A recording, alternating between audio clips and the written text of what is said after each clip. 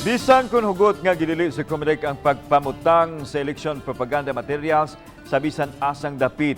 Apan anarga pipila ka mga kandidato nga mubutang silang nawong sa postis kuryente.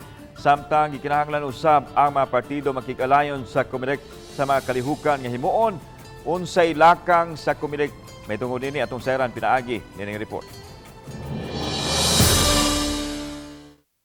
Sa pagsubay sa GMA Regional TV sa pipila ka dalan sa Dakbayan Sugbo na sigpatan ang mga election campaign materials nga gibutang sa postes kuryente. Sa Salinas Drive ug sa may Osmeña Boulevard, nagbansiwag ang mga dagway sa mga kandidato sa poste.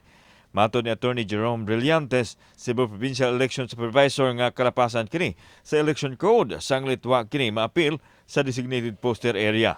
Hinoon sa Marso 25 pa, magsugod ang kampanya sa mga lokal nga kandidato apan gikatakda mo pahigayon sila og Operation Baklas sa mga campaign posters sa mga kandidato. Padad-an una og pahibaw ang mahingtungdang kandidato aron sila na ang mutangtang sa mga propaganda. We can file. No, we will let the main office, we will report it to the main office and sila na ang mo-file for election offense. Samtang pahimangno sa Comelec nga mutuman sa minimum health protocol og likay sa lamano, selfie sa pagsugod unya sa kampanya. Ang atong gibawal karon lang is ang house to house. Even with the consent of the owner, dili gid gibawal gid siya no sa atong resolution sa Comelec. Samtang giklaro ni Atty. Brillantes nga kinahanglan nga adunay koordinasyon sa LGU o EOC ang magpahigayon og rally nga mauusay muduso nini sa komite nga giumol sa Comelec aron masiguro nga mapatuman gyud ang mga lagda nining panahon sa pandemya.